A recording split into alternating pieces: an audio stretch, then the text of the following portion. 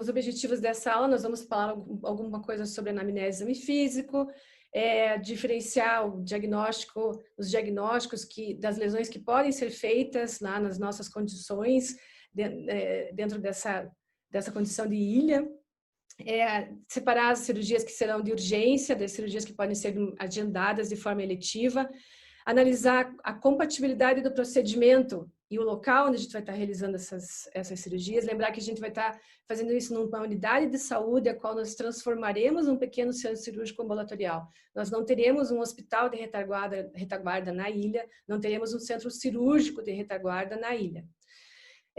Vamos falar também sobre quais são os fatores importantes que nós devemos avaliar sobre a história do paciente, os medicamentos que ele usa, sobre o uso de fitoterápicos. É muito comum pessoas usarem fitoterápicos e acharem que porque é uma planta, não tem problema nenhum. Explicar o procedimento, né, que é a parte final, depois que você realiza toda a triagem, e dar as orientações básicas do pré-operatório para esse paciente. Então, sobre a história, é muito importante avaliar a história de alergia desses pacientes. Muitas vezes o paciente acha que a alergia é quando ele compra um perfume ou um hidratante, passa na pele e fica vermelha. Talvez isso a gente possa considerar uma alergia, mas o mais importante são as alergias medicamentosas, e mais especificamente relacionadas aos procedimentos cirúrgicos. Então, anestésicos locais e os medicamentos que a gente pode utilizar para esses pacientes. Então, muitas vezes nós vamos prescrever no pós-operatório um analgésico, um anti-inflamatório. É muito importante saber se esse paciente não tem já uma história de alergia a esses medicamentos. Saber os medicamentos que o paciente usa rotineiramente, são os medicamentos de uso contínuo. Vários medicamentos vão interferir na cirurgia, no pós-operatório ou no intraoperatório. E as histórias prévias, né? As doenças cardíacas. Então, por que é importante saber se eu vou fazer um procedimento tão pequeno como anestesia local? Por que é importante a cirurgia cardíaca prévia, né? As doenças cardíacas e cirurgias cardíacas. Vamos supor que esse paciente tome um anticoagulante para uma válvula que ele tenha feito, uma válvula cardíaca, ou ele tenha tido um evento tromboembólico prévio e ele está tomando um anticoagulante. Isso é muito importante quando você vai pensar em fazer mesmo um procedimento de pequeno porte. Doenças renais, pacientes renais crônicos, eles podem ter uma ureia alta, e a ureia alta altera a coagulação também. Doenças endocrinológicas, principalmente a diabetes, que interfere na cicatrização e aumenta a chance de infecção. Então, por que perguntar isso? Eu acho muito importante que quando vocês estão fazendo uma triagem, uma anamnese no paciente, não façam isso de forma automática, que entendam por que você tem que perguntar aquilo, qual é a utilidade. Eu vejo que muitas vezes, na medicina, na enfermagem, nós somos treinados para executar uma anamnese de uma forma super robótica. Você tem que perguntar tais e tais questões para o paciente sem saber por que você tem que perguntar aquilo. E eu prefiro que a anamnese seja mais individualizada e que você, que está fazendo a anamnese, entenda por que você está perguntando aquilo para o paciente. O que você vai fazer com aquela informação. Então, muito importante a história de cirurgias prévias, né, e sangramentos. Então, às vezes, o paciente nem sabe que ele tem um distúrbio de coagulação, mas você pode tentar avaliar isso. Às vezes, ele já vem mencionando isso, quando eu me corto, demoro muito tempo para parar de sangrar, ou você tem que perguntar, quando você se corta, sangra muito, para de sangrar rápido, como que é em relação a outras pessoas que você conhece. Normalmente, os pacientes que já têm uma história de distúrbio de coagulação, eles sabem que eles são diferentes. Então, você pode, pelo menos, avaliar melhor esse paciente e evitar complicações numa cirurgia que não deveria ter complicações. No exame físico, na cirurgia ambulatorial, normalmente nós vamos focar mais na avaliação das lesões. Porém, obviamente, você não vai deixar de avaliar o paciente como um todo. Ele não é uma lesão, ele não é uma unha encravada ou um corpo estranho, ele é um paciente. Então, você tem que observar todo o contexto do paciente. Se você nota que o paciente está ictérico, você não pode achar isso normal, né? Se você nota que o paciente tem um abdômen ascítico, isso não é normal. Quais são as lesões que necessitam tratamento urgente? Quando a gente estiver avaliando essas lesões, a gente tem que diferenciar aquelas lesões que nós vamos ter que fazer imediatamente e as lesões que a gente pode fazer eletivamente, que você pode agendar, avaliar a lesão e agendar para fazer o procedimento. Então, nós temos as lesões de tratamento que exigem o tratamento urgente, os abscessos, né? E isso eu acredito que nós vamos ter alguns casos lá. O que acontece com muitos pacientes, né, residentes em lugares remotos, é que os abscessos acabam drenando espontaneamente. Mas até isso acontecer, isso se torna uma doença incapacitante. Quem já teve um abscesso, um furúnculo, às vezes uma espinha que fica um pouquinho maior, pode ter ideia da dor que isso causa. E isso pode, algumas vezes, ser incapacitante para um paciente. Dependendo da localização, ele pode até deixar de executar suas funções habituais devido a um abscesso que é facilmente tratado por nós. Corpos estranhos, né? Então, nessas populações, a gente vai ver que eles podem ter corpos estranhos por ferrões, pedaços, aquelas barbatanas de camarão, acaba entrando na pele do paciente, o paciente também não tem condições de retirar corretamente, fica um pedacinho, e aquilo vai formando uma reação de corpo estranho, e também que pode se tornar incapacitante. Ou, nesse exemplo aqui, como a gente tem um anzol, né? Isso aqui é uma emergência, o paciente não pode ficar desse jeito, ele não pode viver com isso.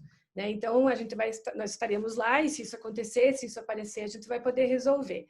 Uma outra lesão que eu considero urgente na cirurgia ambulatorial é a onicocriptose, né? Que é a unha encravada. Por quê? Porque também é incapacitante. Apesar do paciente morar numa ilha, normalmente andar de chinelo, não andar com uma bota apertada, como o paciente que trabalha na cidade, mesmo assim a exposição da unha com a unha encravada pode propiciar infecções, abscessos da unha e muita dor, e isso também é incapacitante. Então, eu considero a onicocriptose uma urgência, eu acho que é um procedimento que nós devemos fazer imediatamente, assim que fazemos o diagnóstico, já resolver, não encaminhar o paciente para fazer depois eletivamente. Então, aqui um outro exemplo que eu falei para vocês do corpo estranho, né? Então, é muito comum pelo bagre, né? O bagre tem esses ferrões e aqui no sul do país existe muito bagre. Às vezes eles estão na areia, né? Os bagres mortos que vêm nas redes ficam na areia e as pessoas caminham e acabam enfiando no pé esse pedacinho do ferrão. Quebra e fica ali e faz uma reação de corpo estranho se não for imediatamente retirado. Também não deve ser tentado, quando ele penetra muito, as pessoas não devem tentar retirar, porque na tentativa de retirar ele parece um anzol, ele tem garras e vai machucando e pode até liberar um veneno. Então, o ideal é que seja feita a remoção em um centro, ou um centro cirúrgico, ou um centro cirúrgico ambulatorial, que será o nosso caso. Outro exemplo de lesões que necessitam de tratamento urgente são as lesões malignas. A gente acredito que vamos ver bastante lá, principalmente carcinoma basocelular e o carcinoma espinocelular. Por nossa sorte, né, nós temos uma cirurgia plástica na equipe que é excelente para fazer esse tipo de... Às vezes a gente precisa fazer retalhos, rodar retalhos para fazer a remoção adequada com margem dessas lesões, e a professora Anne está conosco para poder ajudar a gente a fazer essas lesões da forma mais correta. A gente vai ter uma aula específica sobre lesões malignas com a professora Kátia Sheila, que vai explicar melhor para nós, mas eu considero essas lesões urgentes. O terceiro exemplo que eu mostro para vocês aqui é o melanoma. O melanoma provavelmente a gente não vai poder fazer lá, né? O melanoma já é uma doença muito mais maligna do que o carcinoma basocelular e o espinocelular. A gente vai fazer uma triagem para encaminhar esses pacientes para um serviço especializado. Lesões que se necessitam de tratamento eletivo. Então, essas são as lesões que a gente vai avaliar e agendar para fazer os procedimentos, né? São os cistos, né? Então, aqui a gente tem os cistos epidérmicos, que realmente incomodam, mas o problema maior do paciente muitas vezes é estético e a preocupação que aquilo seja um câncer. Então, durante a triagem, quando nós estivermos avaliando essas lesões, a gente já pode deixar o paciente mais tranquilo. Então, a emergência ali vai ser tranquilizar o paciente. Isso não é um câncer, é só um cisto e nós vamos agendar a retirada desse cisto. Da mesma forma, esses tipos de nevos, né, que além de causarem preocupação para os pacientes, eles também, por serem mais exofíticos, podem sangrar quando o paciente vai fazer a barba no homem ou vai pentear o cabelo, enrosca no pente, machuca, sangra. Então, acaba se tornando uma cirurgia necessária, não é só questão de estética. Incomoda bastante, afeta a qualidade de vida do paciente. Então, esse é o tipo de cirurgia também que nós vamos fazer. Não é uma urgência, será de forma eletiva, mas será feito por nós lá também. Um outro tipo de lesão são os lipomas. Os lipomas são tumores benignos de lipócitos, né? São acúmulos de lipócitos que formam tumorações no subcutâneo. Também, assim como os cistos, acho que o mais urgente é deixar o paciente tranquilo, avaliar a lesão e informar o paciente que trata-se de uma lesão benigna, para ele ficar tranquilo, para ele ir para casa dele e se preparar para um procedimento eletivo, não vai se tornar um procedimento de urgência. Então, acho que a urgência aí é só explicar que não é câncer, né? E a maioria desses pacientes chega com essa preocupação. Avaliar a compatibilidade do procedimento com o local, né? Então, lembrar que a gente vai estar realizando isso numa unidade de saúde, dentro de uma salinha, que é um consultório, que vai ser adaptado para procedimento cirúrgico. Então, não é um centro cirúrgico, como a gente vê em hospitais, que dispõe de todos os recursos, que dispõe de máquina de respirador, de monitor, a gente não vai ter isso. Nós vamos conseguir um cautério, mas nada mais do que isso. Então, a gente tem que ver se vai ser possível fazer aquela ressecção, se não é uma lesão muito profunda, muito grande, que vai ser possível ser feita com anestesia local, a gente também não vai poder começar uma cirurgia e não terminar. Então, isso tudo vai ter que ser avaliado na triagem. O tamanho da lesão, profundidade da lesão, e para avaliar se não vai ser necessário, talvez, um bloqueio, uma anestesia geral para isso. E se isso for necessário, a gente vai encaminhar esse paciente, não vai tentar fazer o procedimento lá. Então, é muito importante saber sobre as doenças pré-existentes, né? E por quê? Porque elas podem influenciar na cirurgia e no pós-operatório. Então, sim, o paciente que tem diabetes, que tem hipertensão, ele pode fazer a cirurgia ambulatorial se ele estiver tomando os medicamentos de forma adequada e a doença estiver bem compensada. Então, para todo mundo para vocês que já estudaram, né, a diabetes, ela afeta toda a microcirculação, né? Então, não vai levar todas as células necessárias para a cicatrização correta e adequada da ferida. Então, isso vai fazer com que exista uma cicatrização mais demorada e com grande chance de infecção secundária. Então, o paciente tem que estar com a diabetes tratada. Isso é muito importante para nós. Muitas vezes o paciente nem sabe que tem diabetes, né? Então, às vezes, durante a anamnese, a gente pode conseguir essa informação também. Avaliar se o paciente tem sinais e sintomas de diabetes e se está tomando a medicação ou não. Então, nessas ilhas, existe um programa de saúde da família, existem os técnicos de enfermagem que vão até as ilhas e fazem a renovação das receitas, a troca das receitas. Então, sempre ver se o paciente está tomando os medicamentos, tanto da diabetes como da hipertensão. E o que a hipertensão influencia numa cirurgia ambulatorial? Se o paciente não tiver com a pressão adequadamente controlada, ele pode ter maior chance de sangramento durante a cirurgia. Além disso, ele pode ter uma crise hipertensiva, mesmo numa cirurgia ambulatorial.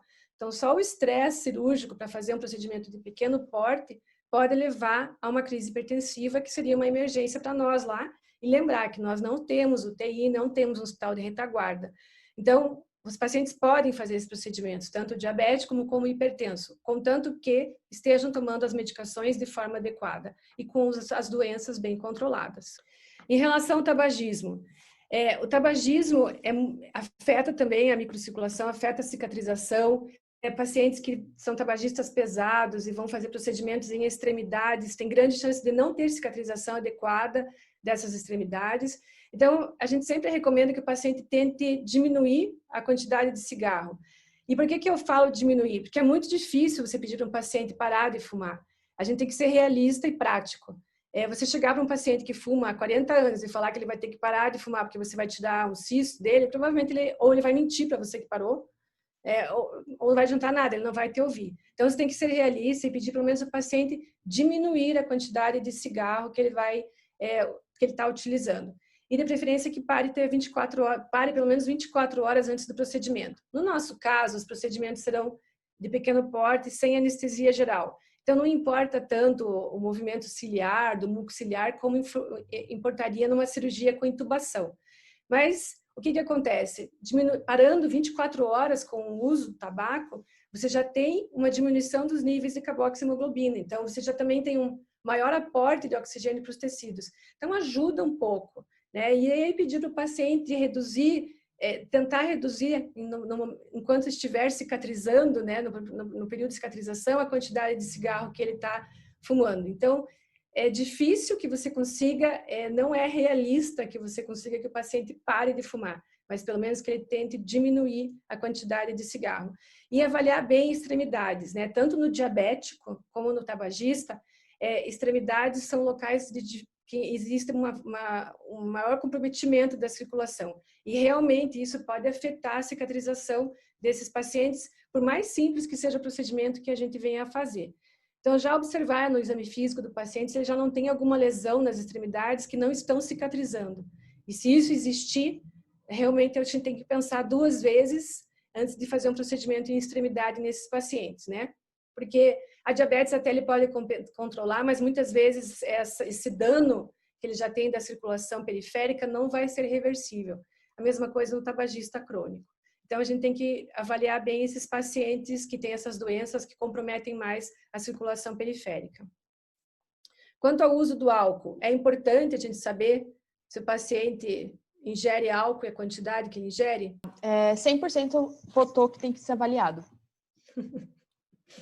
E como que a gente considera a bebida alcoólica excessiva, né? E acho que isso agora em tempos de quarentena, e deve ter bastante gente que vocês conhecem que estão exagerando na bebida alcoólica. Então, vocês têm que observar em unidades quanto cada pessoa está bebendo. Então, nós sabemos que a dose máxima são 21 unidades para os homens por semana e 14 unidades para as mulheres. Então, até no álcool, as mulheres estão em desvantagem, né? As mulheres são mais sensíveis à bebida alcoólica. E aí, para cada bebida, a cada dose de bebida equivale a algumas unidades. E como é que você calcula isso? Realmente é bem complicado, né? Por que são essas unidades? É o equivalente a 30 gramas de álcool por dia. Então, aí você tem mais ou menos o consumo que você pode ter por semana do álcool, né? Muitas vezes o paciente bebe tudo uma vez só, no sábado, no domingo, no churrasco. Então, é importante você avaliar, existe uma fórmula, eu achei bem interessante nesse site aqui, da atenção primária em saúde, e você coloca na fórmula a quantidade de vinho, por exemplo, 4 taças por semana, cerveja, destilados, o sexo do paciente, se é uma quantidade semanal, a verdade calcula. Veja, eu calculei ali 4 taças de vinho por semana, só o que eu bebo de vez em quando, e eu tenho baixo risco. Se o paciente tem um alto risco, você tem que pensar que ele pode já ter uma doença, uma hepatopatia, principalmente se ele já bebe essa quantidade limítrofe ou acima desse limite, né, há muito tempo. E por que importa para nós o consumo de álcool numa cirurgia de pequeno porte? Porque se ele tiver doença hepática crônica, ele pode ter coagulopatia. E se ele tiver coagulopatia, ele pode sangrar mais. Então, às vezes, um pequeno procedimento vai criar um hematoma, esse hematoma vai infectar. Então, numa cirurgia muito simples, nós teremos uma complicação. Então, é a nossa obrigação na triagem avaliar a doença hepática crônica advinda do uso de álcool. Claro, as hepatites também são importantes. Muitos pacientes têm hepatites e nem sabem que têm. Então, para nós vai ficar um pouco difícil de avaliar, mas pela história, né, se ele já teve algum contato com hepatite, principalmente hepatite B e C, que podem levar à doença hepática crônica. Mas eu acho que o mais evidente para nós vai ser o álcool, né? O consumo abusivo de álcool é algo prevalente nas populações do litoral, e então acho que é importante vocês pelo menos saberem. Esse site dá para a gente conseguir consultar isso do celular, aí a gente consegue calcular mais ou menos a dose de álcool que o paciente está ingerindo.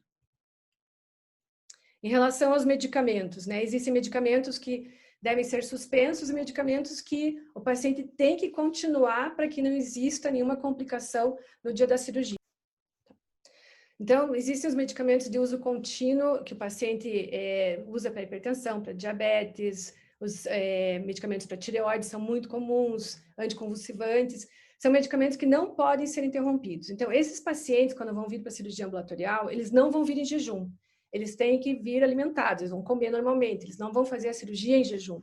Então, os diabéticos têm que continuar tomando hipoglicemia anti-oral e comer, porque também, às vezes, o paciente não é bem orientado, o diabético, ele acha que uma cirurgia ele vai ter que sempre estar em jejum, mas ele toma um remédio da diabetes. E aí ele vai fazer uma hipoglicemia antes do procedimento. Então, isso vai ser grave para nós lá, que não temos um suporte hospitalar. Então, lembrar o paciente diabético que ele tem que comer e tomar o medicamento normalmente, como ele sempre tomou.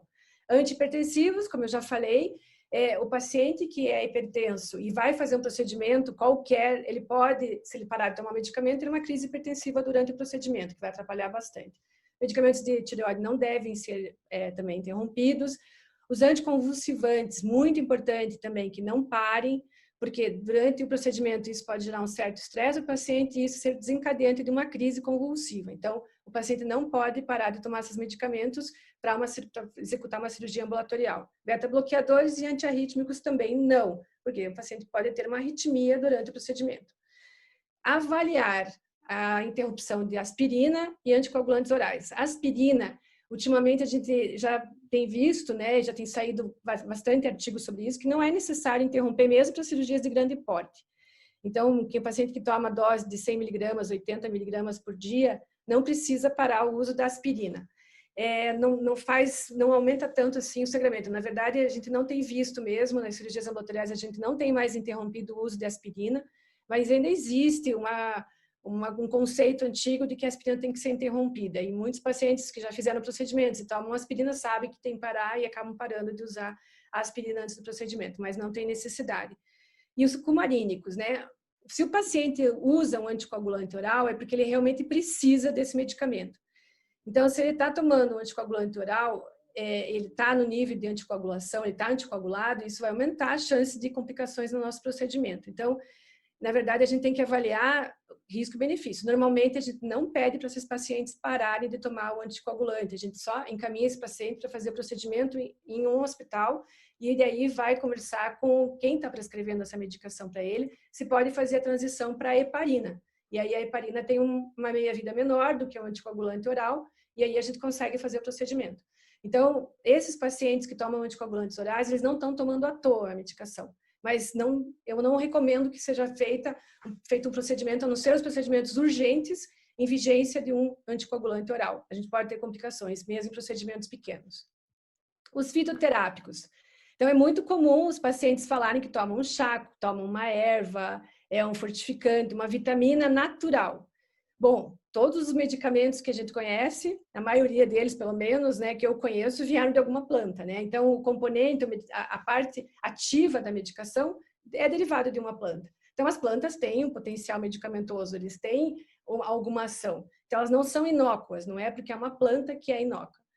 Então, tem alguns tipos de fitoterápicos e até vai ser bem interessante para nós, porque eu pesquisei quais seriam as ervas mais utilizadas no litoral, mais específicas da nossa população, e não achei nada. Achei até do Rio de Janeiro, mas não achei da população do nosso litoral.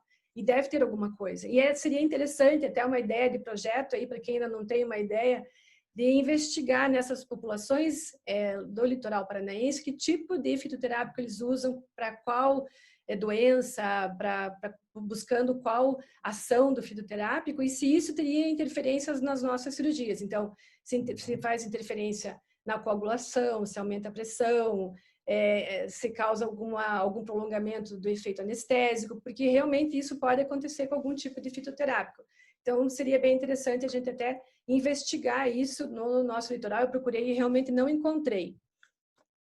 Tem o ginseng, que são esses fitoterápicos comerciais, né, que podem causar antiagregação plaquetária de forma até irreversível, então você tem que parar por 7 dias. Não acho que seja comum que eles usem isso lá. O cava-cava também, que é um ansiolítico, tem que suspender por pelo menos 24 horas, também acho que eles não usam. E o alho, tem muita gente, até quando eu era criança, eu ouvia minha avó dizer que o alho afinava o sangue. E realmente, ele tem um efeito antiagregante. Então, quem toma muitas cápsulas de alho, né, pode realmente ter uma alteração na coagulação. Mas também acredito que não seja algo comum lá. Mas é interessante perguntar para o paciente e depois investigar se existe algum efeito daquele fitoterápico que ele usa. Agora, já passar para o termo de consentimento. Então, dentro do termo de consentimento, é muito importante você explicar e deixar bem claro para o paciente o tipo de cirurgia que você vai fazer. Nas cirurgias superficiais de pele, é sempre bom, principalmente nesses nevos, lesões benignas, explicar para o paciente a cicatriz que ele vai ter. Então, às vezes o nevo tem meio centímetro, mas ele vai ficar com uma cicatriz de 1,5 centímetro. Então, sempre explicar isso para o paciente, o tipo de cirurgia que pode ter complicações, dentre elas a cicatrização é muito pessoal, cada um tem a sua. Então, uma pessoa pode cicatrizar muito bem e outra fazer queloide. Então, tem que explicar isso para o paciente, que existe esse risco, existe o risco de sangramento, formação de hematoma, infecção desse hematoma. Então, muitas complicações. Esses termos, toda essa parte de triagem, a gente já vai ter impresso, vai estar pronto para quem for aplicar essa triagem. O termo de consentimento vai estar pronto. Mas antes de você aplicar um termo de consentimento, você tem que entender o termo de consentimento e saber explicar para o paciente os riscos e tudo numa linguagem muito acessível. Nunca menosprezar o entendimento do paciente. Às vezes você quer falar num termo muito simples e o paciente pode se sentir ofendido porque você está tentando falar com ele num linguajar muito simples e ele já entende alguma coisa mais complexa. Então, fale no termo normal, vou fazer uma cirurgia, daí se ele não entender, vou fazer uma operação, vou retirar um nevus, vou retirar essa pinta. Então, explicar para o paciente sempre de uma forma que ele consiga entender. E, normalmente, o ideal é, após você ter explicado o termo de consentimento, perguntar para o paciente se ele entendeu e que ele te explique. Então, me explique o que você entendeu do termo de consentimento. Aí o paciente tem que assinar esse termo e você também tem que assinar o termo. Então, é muito importante. Para qualquer procedimento que você venha executar em um paciente, você tem que ter esse termo de consentimento. Orientações pré-operatórias. Depois que você terminou, o paciente já aceitou fazer o procedimento, você vai agendar esse procedimento. Orientar o paciente. É muito comum eles perguntarem se precisa tomar banho, o que eles passam no banho. Então, na situação que a gente vai estar de uma ilha, às vezes você vai fazer um procedimento nos membros inferiores do paciente e ele vai vir de barco. Ele vai descer do barco num lugar onde não tem um trapiche. Então, ele vai vir com as pernas sujas, né? Ele vai enfiar a perna na lama. Então, nós vamos ter que pensar numa forma de disponibilizar um local para que eles façam a higiene da região antes da cirurgia, né? Também cuidar para a gente não deixar o paciente constrangido, né? Olha, você tem que tomar banho. Sim, ele deve tomar banho, né? Mas as condições ali talvez não sejam iguais ao que a gente tem na nossa casa. Então, adaptar a forma como a gente vai abordar esse assunto também. Não é necessário a tricotomia prévia. A tricotomia é feita no momento da cirurgia. Então, na hora que o paciente estiver deitadinho lá para a execução do procedimento, se for necessário, nós vamos fazer a tricotomia naquele momento. Por quê? A tricotomia é muito tempo antes da cirurgia, então 12 horas antes, 24 horas antes, vai fazer com que nessas áreas de abrasão, né, porque acontecem microabrasões na pele, possa ocorrer a colonização por bactérias, e isso vai aumentar a chance de infecção. Então, a tricotomia é feita no momento da cirurgia. A gente vai orientar isso ao paciente. Não é necessário jejum. E cuidar bastante com os pacientes diabéticos, né? Explicar que ele não precisa ficar em jejum para fazer o procedimento, porque ele pode ter tomado hipoglicemiante, ficar em jejum e a gente vai ter um caso de hipoglicemia que às vezes pode ser muito grave. Então, orientar os pacientes que comam normalmente e venham para fazer o procedimento sem o jejum. E que continuem usando os seus medicamentos de uso contínuo normalmente. Não precisa adiantar a dose nem atrasar, ele vai tomar no horário que normalmente ele toma. Tá? Isso é importante que seja orientado para o paciente. Então, era isso. Agora eu vou passar a palavra para a professora Carolina. Eu tenho um convidado, ele está entre nós aqui. Carol, eu tenho um convidado aqui que apareceu aqui, que é muito importante, que é o Alex. Eu acho que ele vai se dar uma palavrinha aqui de 5 minutos. Doutor Alex, o senhor já está aí? Então, o Alex é um alergologista, ele é médico do Hospital de Clínicas, ele é médico alergista do Hospital de Clínicas, é um colega meu, um amigo, irmão, e eu pedi para ele falar rapidinho sobre a importância da alergia. Então, ele está fazendo uma participação especial, achei que não ia dar tempo, mas ele apareceu aí para nos prestigiar. Então, qual que é a minha grande preocupação que nós temos na cirurgia ambulatorial? Apesar de ser um procedimento pequeno, às vezes, se o paciente já tem uma história de alergia, ele pode fazer um choque anafilático, né? E o que a gente tem que tomar de cuidado para evitar isso? E se a gente não conseguir evitar, o que a gente tem que fazer para tratar? Então, o Alex vai dar uma dica para nós aí. Alex, por favor. Oi, estão me ouvindo? Estamos ouvindo. Agora sim? Sim, obrigada, Olá, Alex. doutora Silvânia, tudo bem? Tudo. Tudo então, bem, diga lá. Eu assisti a tua aula. Assistiu? Sim. Alex, então em relação à alergia, né? A gente vai estar lá na ilha. Daí, se um paciente nosso lá, a gente não sabe que ele tem uma história de anafilaxia, nem sempre a gente vai saber, e vai fazer anestesia local e ele desenvolve um choque anafilático. O que a gente pode fazer lá? Bom, para o tratamento do choque anafilático, a primeira droga que você vai utilizar é a adrenalina, tá? A dose é 0,01 por quilo de peso. Então, um paciente que tem mais de 30 quilos, você vai usar 0,3. A via de eleição, a via intramuscular é a via de eleição, é a mais rápida. Você pode usar a subcutânea, que classicamente é a mais utilizada. mas a via intramuscular é a via de eleição. E preferencialmente na face lateral de uma das coxas. É onde a absorção da adrenalina é mais rápida e vai reverter o choque anafilático. Mas só dando um detalhe, porque quando a gente fala de alergia, normalmente as pessoas, principalmente vocês que vão se deparar com uma cirurgia ambulatorial, ficam bastante apreensivos em relação à possibilidade de uma reação anafilática. Ela não é frequente, mas eu queria lembrar as palavras da doutora Silvânia em relação à história clínica, que você tem que saber o que fazer quando alguém lhe dá uma resposta de uma pergunta. Então, a pergunta assim do tipo, você tem uma alergia?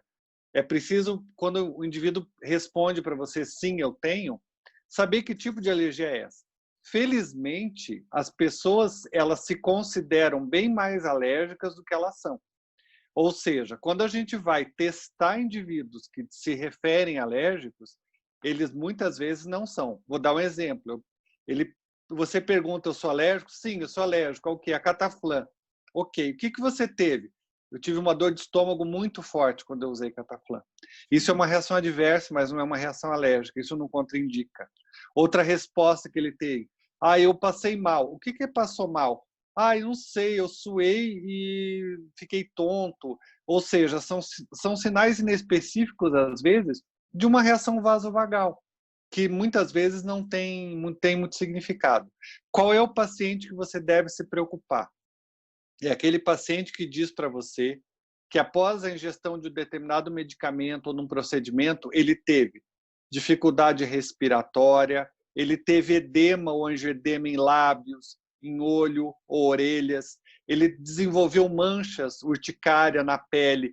Então, o indivíduo que tem, principalmente sintomas cutâneos, associado a outro aparelho ou sistema respiratório, gastrointestinal, é um paciente de alerta. Esse sim pode ser alérgico e esse às vezes você vai ter que ter mais cuidado.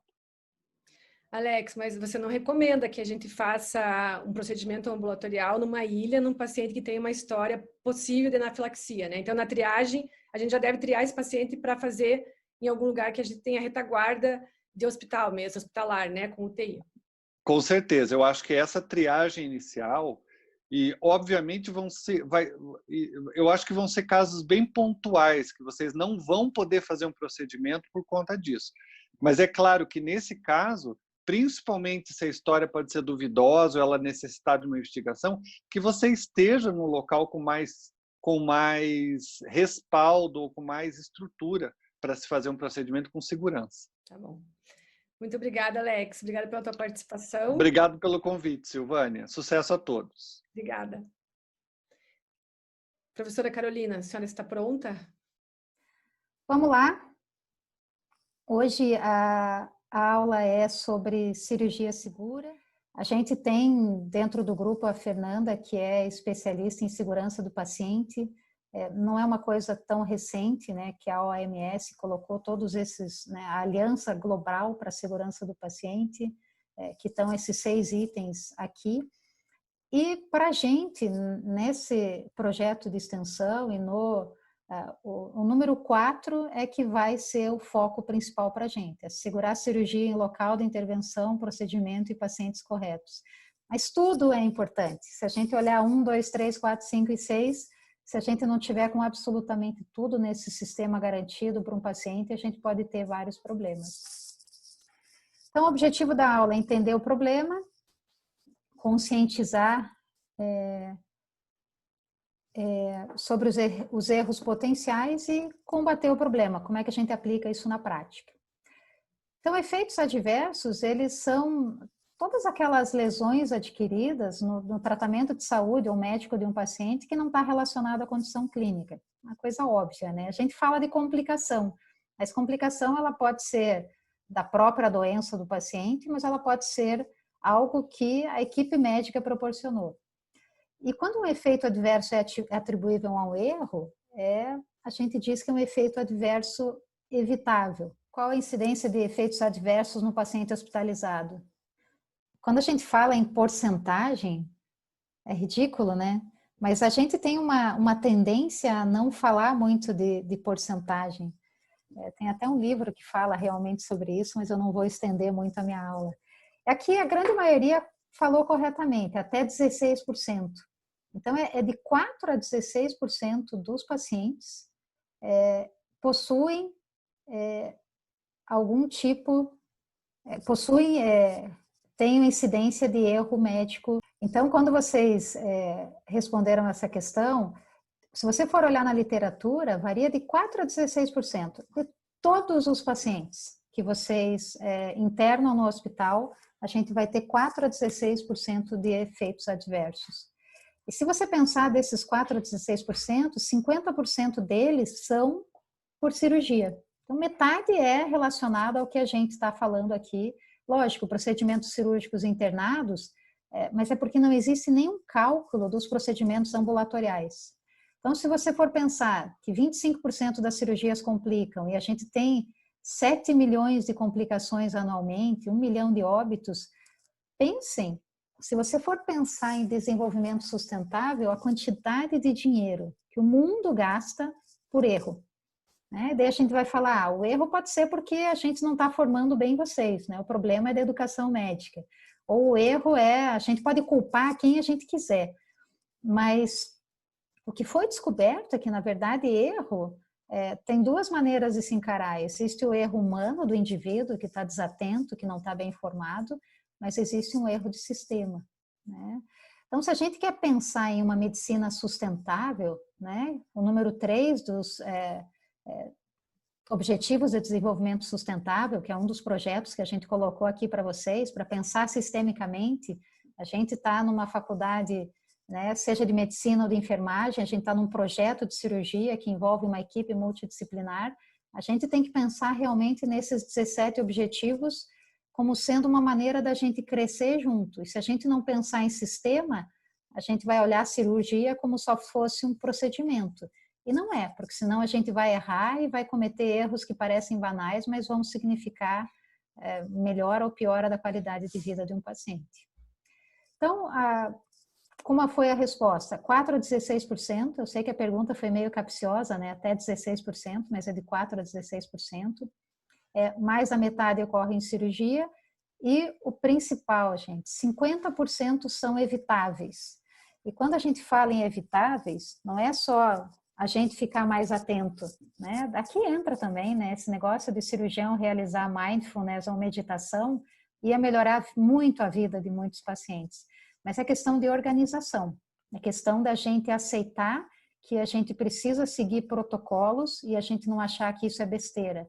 É a gente ter humildade o suficiente de saber que eles ajudam e não são só mais um papel ou mais uma burocracia para a gente seguir. E só para citar um exemplo, eu sempre gosto de citar isso, não vou citar o nome do meu colega, mas quando eu estava na faculdade de medicina, um colega meu tinha uma hérnia de disco e foi operado por um professor bambambam nosso, e ao invés de L5, foi operado L4. Pra vocês terem uma ideia que acontece muito perto da gente. Eu já vi uma vesícula ser operada ao invés de uma hérnia inguinal. Né? Nossa, foi um crápula? Foi um monstro que fez isso? Não, são pessoas como nós, poderia ter sido eu, se a gente não seguir um protocolo de cuidado. E a culpa é da pessoa, às vezes a culpa é do hospital que você escolheu operar, que não te dá a estrutura e o protocolo necessário para te proteger de momentos de distração que são naturais em qualquer ser humano. É só para citar um tipo de erro evitável muito comum e que já aconteceu na minha disciplina de cirurgia ambulatorial. Não sei se já aconteceu com você, Sil. Mas, por exemplo, uma mulher de 61 anos, numa ressecção de nervos irregular em perna direita, essa não foi enviada para anatomia patológica e a paciente volta 2 anos depois com melanoma metastático. Pode isso acontecer? Comigo nunca aconteceu. Mas a gente ouve histórias. E será que o erro foi tão grave? Não. Pode ter sido um de vocês que pode ter falado para a gente, depois que tirou a peça, mandei. E não certificou, e não entregou para alguém que foi levar esse exame. E esse erro foi se propagando. É um paciente que não teve cuidado depois. E pode significar a vida desse paciente. E existem erros que não são evitáveis, ou que são, mas que realmente todos vocês têm que entender que são inerentes na vida de um cirurgião, né? Isso eu adoro perguntar durante uma colestectomia, eu acho que também é a pergunta que a Silvânia mais gosta, né? A Anne nem tanto, né? Cirurgia plástica não gosta tanto de barriga, mas numa colestectomia, eu sou a rainha do Luschka, terminando o descolamento de uma vesícula, são ductozinhos que estão no leito hepático e que pode passar muito bem despercebido e você ter uma complicação por algo que não é esperado. Então, esse erro é evitável? Ah, poderia, mas às vezes é um erro que não tem como evitar, porque é uma anatomia diferente do paciente. É diferente de eu esquecer uma gaze aqui dentro. Se eu deixei uma gaze no leito da vesícula, isso é um erro evitável. Por quê? Porque existem protocolos que podem dizer que depois de terminar a cirurgia, a gente vai contar o número de gases. E se eu conto o número de gases e está faltando uma, a gente retorna para o começo. Só para citar um exemplo para vocês, o que faz a diferença de um hospital ser ultra reconhecido mundialmente e de um hospital não ser? Eu fiz o fellowship na Cleveland Clinic, a Silvânia fez na Mayo Clinic. Na Cleveland Clinic eu estava num procedimento durante o meu fellowship de laparoscopia. Na verdade eu estava em um procedimento e um colega, terminei, e um colega estava terminando uma reoperação de cirurgia gástrica. E ele tinha um compromisso, ele pediu, Carol, você pode entrar? Eu falei, claro, está terminando aqui, é só terminar, fechar o paciente. Entrei, limpei a cavidade, fechei o paciente estava acordando, indo para repar, e o meu chefe chegou. Você tirou a peça? Eu simplesmente gelei aquela gotinha que foi da nuca até quase a perna, né, para não falar outra região, escorreu, e eu falei, não tirei a peça, que peça? E eu tive que conversar com a paciente, mandar ela de volta para o centro cirúrgico, anestesiar de novo, assumir o erro, e na semana seguinte eu tive que apresentar na reunião de morbimortalidade. Não importa que eu entrei de gaiato, não importa. E eles não me destruíram, não foi uma reunião para dizer, olha, a Carolina esqueceu de tirar uma peça. Para mim, aquilo foi um aprendizado tão grande que toda a equipe de 100 cirurgiões do hospital falou, o que a gente pode criar a partir desse erro para que ele nunca mais aconteça. E na Cleveland Clinic ficou determinado que a enfermagem ou que o residente, eu não lembro a quem na época, seria responsável por contar além de gagem, material e tinha que checar a peça. Então isso é uma responsabilidade às vezes muito maior do que fazer o procedimento cirúrgico ou simplesmente a gente perceber que essa responsabilidade é compartilhada. Ninguém é melhor que ninguém. Todo mundo é super especialista no que se propôs a fazer, mas esse protocolo é importante. Então, existe erro de execução, falha de uma ação planejada a ser completada como esperado, de planejamento, errar é humano. Isso foi um livro que foi um artigo que, na verdade, criticou o cirurgião e foi muito duro na época, que realmente médico não podia errar. Então, as primeiras situações foram complexas para esses erros médicos e criou uma cultura que é muito errada na medicina e que a gente vê isso desde os primeiros anos de medicina. Ninguém tem coragem de dizer que errou. Eu vejo no centro cirúrgico, às vezes vocês todos aqui estão começando a entrar e encostam e sem querer contaminam o campo cirúrgico. A grande maioria finge que não fez, sendo que o mais correto é dizer, eu contaminei. Isso, vocês podem ter certeza, qualquer cirurgião vai morrer de orgulho de ter um aluno que falou, eu contaminei aqui, por favor, removam todos os campos. Não importa que a gente vai perder mais 15 minutos, não importa nada. Mas se você não mudar todos os campos, você transformou uma cirurgia limpa numa cirurgia potencialmente contaminada, você fez com que um paciente que não precisava de antibiótico precisasse de antibiótico. Você muda completamente, inclusive o risco de um paciente. Então, essa questão de errar é humano, ela trouxe um primeiro artigo que mostrou que os erros eram uma causa de morte gigantesca. Então, em 91, vocês imaginem que 44 a 98 mil mortes anuais eram devidos a erros evitáveis. Naquela época, era a quarta causa de morte, mais do que acidente, mais do que câncer de mama nos Estados Unidos. E hoje, artigos mais recentes, de 2016, já estimam que é a terceira causa de morte. né? Eu vou falar depois que a cirurgia segura foi criada em 2008, diminuiu muito, mas ainda continua sendo a principal causa de morte. E eu, e todos os estudiosos do assunto de segurança, pena que a Fernanda não está aqui para me confirmar, é por causa dessa cultura, né? Ninguém tem coragem de dizer que errou, e ao contrário de um acidente de avião, que o erro é estudado e compartilhado com todos, o erro médico é escondido e as pessoas continuam errando. Eu queria mostrar só essa notificação do Brasil. Existe uma notificação de efeito adverso no Brasil, mas se a gente for olhar falha em procedimento cirúrgico, né, olha a quantidade de notificação, dá menos de, sei lá, 100 casos por ano. Isso é de 2019 a 2020. Né? E não é porque a gente é um exemplo de protocolo, gente, é porque não é notificado. Né? Você não tem coragem de dizer, e as instituições se protegem, enquanto, na verdade, a gente deveria ter coragem de falar, porque isso diminuiria a quantidade de erros. Então, esse gráfico, ele fala de cada país, a quantidade de erros. Não quer dizer que quem erra mais ou menos vai errar, porque errar é humano mesmo. Não é porque a gente é médico que a gente tem que achar que a gente tem que ser perfeito. Vocês não precisam. Mas vocês vão ter a opção de, no futuro, escolher aonde vocês vão trabalhar. E vocês vão perceber que escolher trabalhar em hospital que tem os protocolos de segurança, que tem responsabilidade, que tem uma gestão que assuma, né, que tudo isso é importante, vai trazer segurança para vocês. E vocês não vão se expor a riscos desnecessários.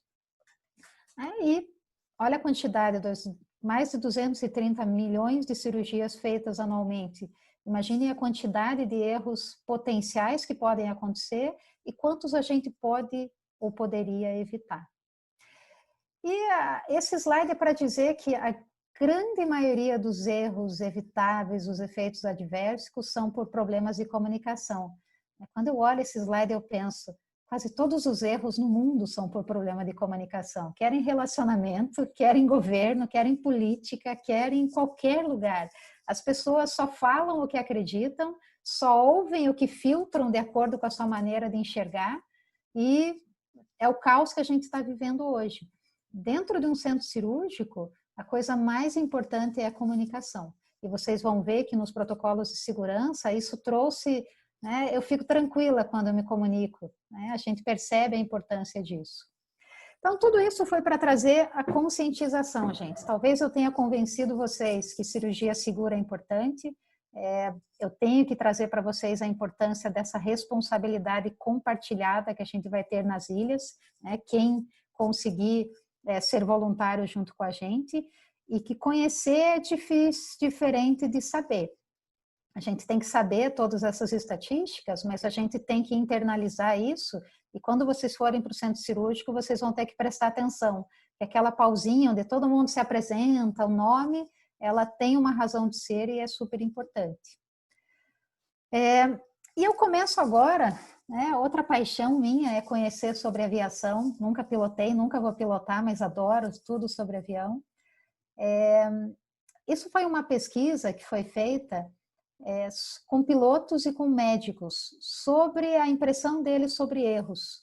Né? E olha só que perguntas interessantes. Quando perguntaram se o cansaço tem impacto negativo no desempenho, veja quanto os pilotos falaram que sim. E olha a quantidade de médico e enfermeiro que falou que não. Né? Justamente o nosso público aqui de alunos. Você desconsidera avisos de profissionais mais novos? Piloto não, lógico que não. Olha a quantidade de médicos e enfermeiros que responderam que sim. Você acha que erra? Piloto 100%. Isso aqui para mim foi a coisa mais horrível de ver, só 30% dos médicos. Né? E é fácil discutir e analisar seus erros? Para o piloto, sim. Por quê? Porque já existe uma cultura, já está implantado isso no meio da aviação aérea. E médicos e enfermeiros, não. E isso aqui é o que os pilotos já têm com uma cultura embutida. A análise dos erros é baseada nos sistemas e processos? Sim, 100%. Isso já está inerente na profissão deles. E deveria estar na nossa, mas apenas 30% responderam que sim. Então, Eu vou falar sobre cirurgia segura, mas quando a gente fala sobre cirurgia segura, vai ser o final da aula, 2 minutos. Eu vou apresentar um protocolo e vocês vão olhar o protocolo e tudo bem. Agora, a grande questão dessa aula é que, como médico, como enfermeiro, como fisioterapeuta, como qualquer profissional da área de saúde, a gente precisa aprender a lidar com o erro. Tenho certeza absoluta que vocês vão errar. Eu tenho certeza absoluta que eu já errei e que eu vou errar ainda, né? E independente, a gente tem que garantir 2 sistemas de proteção. Primeiro, desenvolvimento pessoal, né? A gente precisa ter um cano de escape, a gente precisa ser atento, né? Foco na medicina, na enfermagem, em toda a área de saúde uma característica fundamental. E isso a gente adquire com várias ferramentas, seja meditação, atividade física, concentração. Não importa quais vocês se identifiquem, vocês têm que desenvolver uma delas. E aqui eu trouxe algumas TED Talks ou palestras que falam justamente por isso. De uns 5 anos para cá, vários cirurgiões, vários médicos começaram a falar sobre erros. Tiveram a coragem até de escrever livros sobre erros crassos. Um deles, um dos maiores, não está aqui, mas foi um neurocirurgião da Inglaterra que descreveu os erros que ele cometeu durante toda a vida, inclusive óbito de pacientes. Tá certo que ele escreveu com 90 anos e muitos dos pacientes e dos familiares já tinham morrido, mas foi de uma coragem imensa e permitiu que a gente reconsidere a nossa maneira de lidar com isso. Então, isso aqui vai estar disponível para vocês e eu digo que é um trabalho que, para quem quer seguir na enfermagem cirúrgica ou na área de cirurgia também na medicina, isso vai ter que ser um foco que ainda não é muito discutido nas universidades, mas vocês vão ter que trabalhar. E aqui a gente vai, né, Sil? Vamos tentar trabalhar com isso e exemplificar para vocês. Erro, existe uma teoria, né? A gente aqui pode considerar os erros individuais, como eu já falei, desatenção, negligência, má formação, pessoa despreparada. Agora, se você está num ambiente, né, que te proteja, você não vai ter facilidade para cometer erro. Então, essa teoria do Rison, ele fala da teoria do queijo suíço, porque você tem defesas contra erros, né, e você tem as falhas. E para acontecer um erro, imagine, tem que acontecer o azar de várias falhas se repetirem no mesmo sistema e a cirurgia segura e os protocolos que hoje a gente desenvolve de proteção é para justamente criar um ambiente para evitar que todas essas sequências de erros aconteçam. E por que eles acontecem? A nossa primeira pergunta, será que no nosso programa Cirurgias a cultura da segurança está implantada? Hoje a gente começou, né? Vocês têm que ter certeza que se vocês nunca aprenderam, se vocês não pensaram, a responsabilidade principal é segurança. Segundo, qual que é o nível de cultura segurança? Tem que ser alto, todo mundo tem que falar bastante. Será que a gente tem metas? E isso é um protocolo, é um projeto que vocês mesmos podem desenvolver e não é questão que a gente vai dizer, esse é o nosso protocolo, isso é uma questão que a gente constrói junto. E como grupo a gente pode desenvolver uma coisa muito legal. E por fim, como combater esse problema? Qual que é a aplicação prática? O que a gente, como cirurgião, como médico, como enfermeiro, como qualquer um que se envolve em procedimento cirúrgico, pode aprender com um piloto de avião?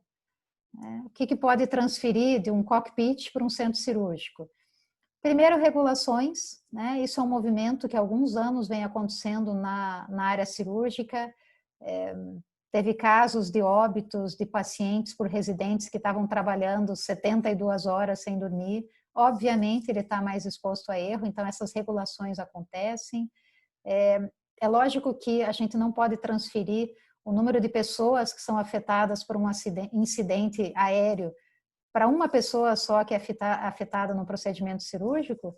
Será que não pode? É lógico que pode, porque uma pessoa é muito importante, né, para várias, e a gente não pode simplesmente desconsiderar.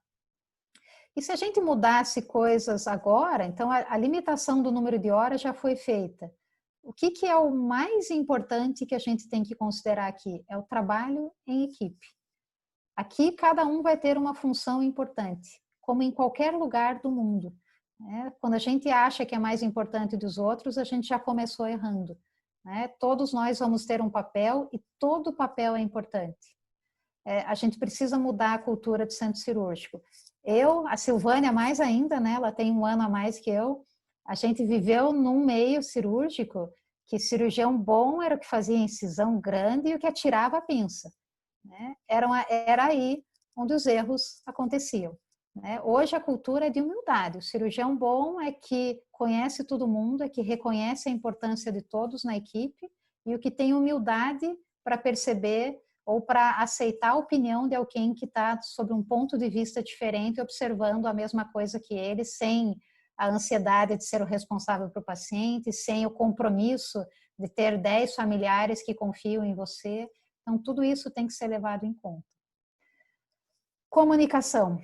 Se for para gravar uma coisa aqui para a vida, a gente precisa aprender a se comunicar.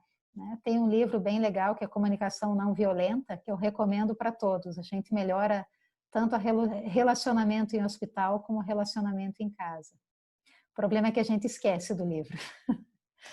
E por que trabalhar em equipe? Por que melhorar a comunicação? Para a gente compensar o fato, né, que humanos, mesmo bem treinados, extremamente experientes e bons de coração, de índole, vão cometer erros. Né? Sem comentar os ruins, né? Vão cometer erros. Né? Mesmo quem tem a melhor intenção possível, vão cometer erro. Seja por estresse, por fadiga, por sobrecarga, por emergência, por não estar familiarizado, que é o mais comum quando a gente está numa emergência, num hospital de trauma, a gente vai cometer. Né? E as razões para se comunicar, tem coisas que foram sendo criadas na medicina porque as pessoas falaram. Né? Eu demorei muito na faculdade para saber que a gente não pode transfundir, porque você aumenta não só a frequência de infecção hospitalar, como a recorrência de câncer, né? Hipotermia, tanto tempo demorou para você aquecer um paciente, porque aumenta a incidência de infecção. Então, à medida que a endócrino foi falando com a cirurgia, a infecto foi falando com a cirurgia, a alergologia, quando a gente se une e colabora e se comunica, as coisas crescem. A pior coisa que a gente pode fazer é guardar um conhecimento para a gente. Né? E mais um gráfico para mostrar. Isso aqui eu sempre pergunto em prova, né? Talvez seja uma pergunta para a prova final aqui. A principal causa de pergunta de cirurgia no lugar errado é falta de comunicação. Não é orientação e treinamento, não é avaliação do paciente, não é nenhuma outra coisa. Então, para terminar, o que eles fazem no cockpit e a gente tem que fazer na cirurgia? Protocolo. Né? Por sorte, a gente não tem tanto botão num centro cirúrgico como tem num cockpit. É incrível a quantidade de coisas que eles têm que testar, mas é muito parecido o que se criou para a cirurgia. Né? Quando a gente pensa como é minucioso um procedimento cirúrgico para dar certo, ele não é simplesmente você ser o melhor cirurgião do mundo. Isso é uma coisa que demora muito para perceber. Quando a gente está na faculdade, a gente pensa, eu sou invencível, eu vou fazer essas 1000 especializações e pronto.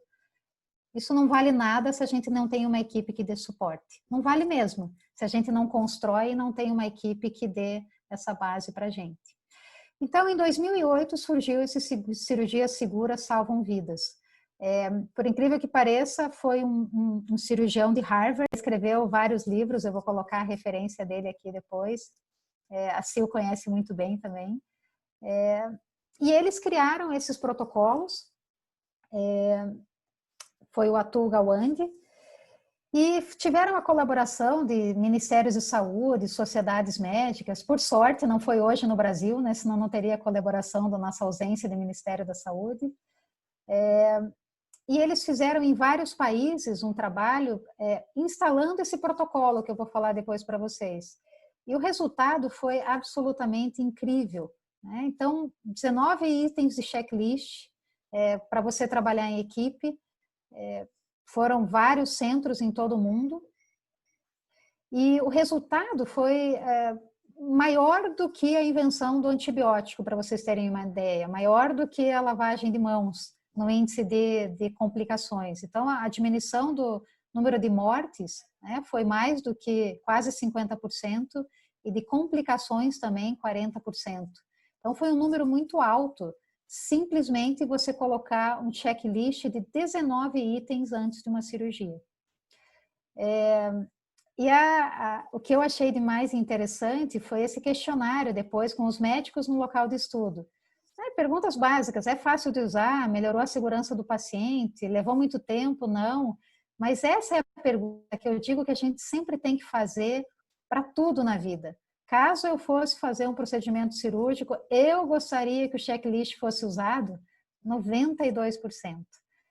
Qualquer coisa que a gente for fazer na medicina, ou qualquer coisa que a gente for fazer para outra pessoa, eu gostaria de receber esse tratamento.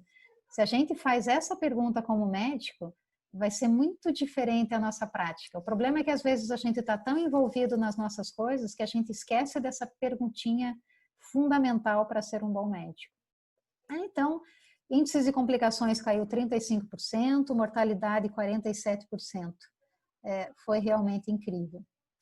Então, a grande dificuldade para nós é que a gente vive num mundo muito complexo, especializado, e não existe como viver no mundo que a gente vive hoje sem trabalhar em grupo.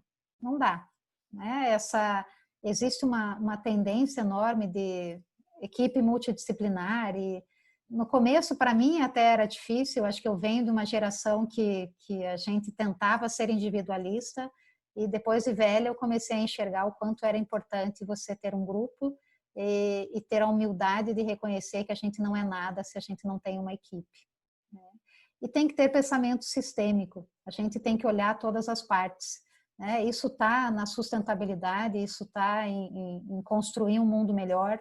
Se a gente só pensa no nosso umbigo, a gente esquece de entender que existem tantas coisas acontecendo ao mesmo tempo, e daí entra outra coisa da medicina, da enfermagem, que é ter empatia, é se colocar no lugar, é tentar compreender o que está acontecendo em todos os setores. E uma equipe interprofissional ou multidisciplinar é que quanto maior a diversidade de conhecimento, existem menos pontos cegos. Isso eu tirei de uma reunião quando foram discutir o enfrentamento do Covid nos diversos governos.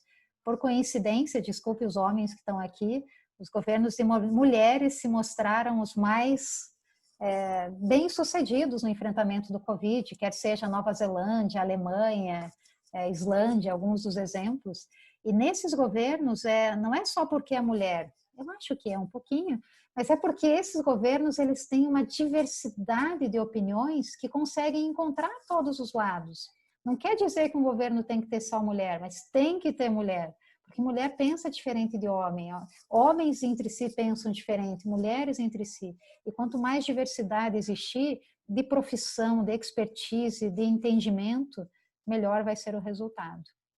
Então, hoje a gente tem que mudar. E vocês que talvez venham de pais, de uma cultura que pensa em independência, autossuficiência e autonomia, e compreender que o mundo de hoje exige humildade, disciplina e trabalho em equipe.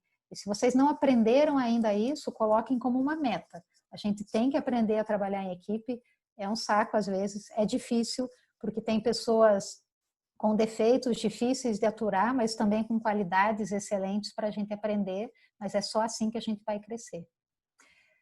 Tudo isso que eu falei, né, a primeira vez que eu aprendi foi nesse TED Talk. Eu gosto de deixar aqui, porque TED Talk, nesses momentos de pandemia, é sempre uma boa ideia. E o Atul Gawande, ele já escreveu vários livros sobre medicina e é alguém que fala com muita humildade desse trabalho sobre a cirurgia segura. Foram 4 livros, o primeiro dele que eu li de complicações era quando ele ainda era um residente de cirurgia e foi evoluindo. Né? Tem um capítulo dele que fala só sobre lavar a mão num dos livros, para vocês verem como ele considera importante esse trabalho e como ele é um cirurgião importante que foi para esse lado de segurança do paciente. Eu estou quase no meu final, eu tenho alguns minutos, mas agora finalmente a cirurgia segura. Como é que a gente faz o checklist? Como é que a gente vai ter que trabalhar isso na cirurgia ambulatorial? Não é só um centro cirúrgico. A cirurgia ambulatorial na unidade de saúde, a gente vai ter que fazer 3 pausas.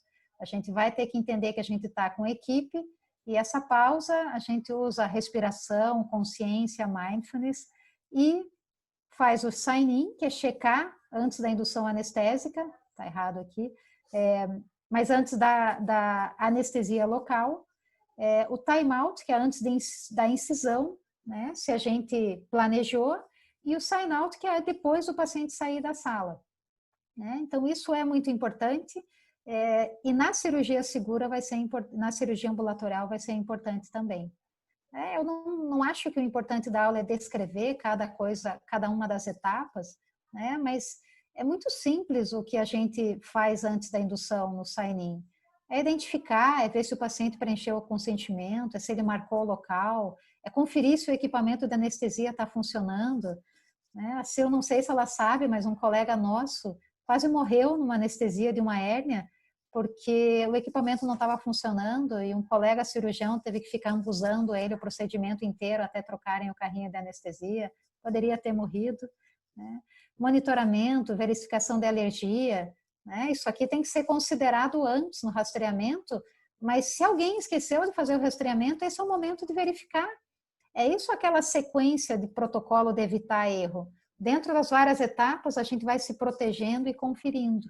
Né? A próxima etapa, o antes da incisão, né? Confirmar quem compõe a equipe. Eu acho que uma coisa mais desrespeitosa para quem é técnico de enfermagem e está circulando em sala é chamar de você aí, e não chamar pelo nome. Né? E o próprio protocolo ajuda nisso, toda a equipe. Né? A gente tinha um chefe, né, Silvânia, que chamava desse menino, essa menina. Né? Também não acho correto para residente ou para acadêmico. Conferir o local do paciente, verificar pontos críticos da cirurgia. Isso aqui, para a cirurgia ambulatorial, qualquer um de vocês que vão fazer a minha disciplina na UP ou a disciplina da Silvânia na Federal, tem que falar para mim o que eu vou fazer, qual que é o meu plano, quais são as coisas que eu tenho que me preocupar. Isso é uma coisa que vocês têm que interiorizar. Eu vou tirar um nevo, mas o que pode acontecer de errado nesse nevo? O que eu tenho? E essa própria imaginação do procedimento e do que pode acontecer já vai estar transformando o cérebro de vocês e aqui vai estar protegendo o paciente de erro. Né? Verificar ponto crítico da anestesia, a verificação pela enfermagem de assistência, indicador de esterilização, equipamento necessário, se precisa de antibiótico e necessidade de equipamento radiográfico. E por último, se eu tivesse, ou se qualquer um da minha sala na Cleveland Clinic, gente, tivesse perguntado, né, se a conferência de além de instrumentos, compressas e agulhas da peça, eu não precisava ter anestesiado um paciente novamente e submetido ela aos riscos de uma nova indução anestésica. Né? Conferência, identificação, armazenamento do material para biópsia, anotar equipamento, são pontos críticos que eles desenvolveram e são importantes na cirurgia ambulatorial. Resumindo, isso aqui é o resumo da verificação da cirurgia segura. Muitos desses não vão ser usados na cirurgia ambulatorial, obviamente. E é por isso que na nossa disciplina, alguns anos atrás, eu vou passar um pouquinho para frente, a gente desenvolveu o protocolo de cirurgia segura de cirurgia ambulatorial. É simplificado, ele está totalmente relacionado e eu acho que isso aqui, eu não mostrei para a Sil ainda, mas a gente pode ainda colocar numa enquete para a gente melhorar ainda mais, para a gente usar com todo o cuidado e usando isso aqui, vocês vão perceber que a gente é uma equipe e que a gente tem como se proteger de erro, sim. E isso, obviamente, a gente vai compartilhar com você em cada cirurgia que a gente fizer. Para terminar, todos cometem erros. Quem falou que nunca errou aqui, eu tenho certeza absoluta que está mentindo. Né? Ou é porque não cometeu ainda, mas vai errar, e não é praga. Tá? Nós, todos os profissionais de saúde, não vão trabalhar para causar dano ao paciente. Infelizmente, existe uma cultura de falar mal de médico, de falar mal de profissional de saúde, que está sendo reconquistada agora no Covid. Eu acho que o devido valor de todo profissional de saúde está aumentando, né, exceto por poucas pessoas que não enxergam isso ainda. E sistemas complexos falham. Né? Tem muita coisa que está sendo criada em segurança do paciente, mas que ainda vai ser criada. E eu acho que isso vai ser desenvolvido por vocês, talvez porque eu consegui convencer nessa aula, ou talvez porque a aula foi tão chata que vocês resolveram fazer alguma coisa diferente sobre isso. Mas eu espero, o que eu queria passar realmente é mostrar a importância do problema, repassar que isso já fez parte da minha vida, eu já tive que enfrentar situações de erro. Os mais doídos a gente nem conta, mas que eles fazem parte da nossa vida e a gente tem que ser muito corajoso para falar. Mas da mesma forma que eu gosto de ser transparente em qualquer situação da minha vida, como eu falei hoje no começo da aula também, a gente tem que ser transparente com o erro, né? Não estou dizendo que a gente tem que cegar para o familiar que a gente cometeu um erro e dizer eu cometi um erro. A gente tem que assumir isso no centro cirúrgico, tem que assumir isso e até mesmo para o paciente, de uma maneira que seja ética, mas dividindo com colegas, entendendo a melhor maneira de falar. Não vai ser difícil no começo, mas esse processo é necessário para o nosso mundo ser melhor. Por fim, o que o Rison falou, a gente não pode mudar a condição humana, mas a gente pode mudar as condições sob as quais os humanos trabalham. Eu já mudo um pouquinho, a gente pode mudar a condição humana. Cada um de nós aqui tem uma capacidade inacreditável e um potencial inimaginável para melhorar. E é isso que eu quero que vocês tenham consciência e é por isso que a gente está fazendo esse projeto. Parabéns, foi muito legal a sua aula. Eu acho que se houver dúvidas, a gente sempre fica à disposição nas redes, né? A gente tem bastante divulgação nas redes sociais, depois vai vir o vídeo pílula das aulas de hoje. Então, ainda se ficarem algumas dúvidas, a gente fica à disposição para esclarecimentos. E a gente agradece a presença de todos hoje. Acho que foi uma audiência muito boa até o fim. Esperamos vocês na próxima semana, às 19 horas.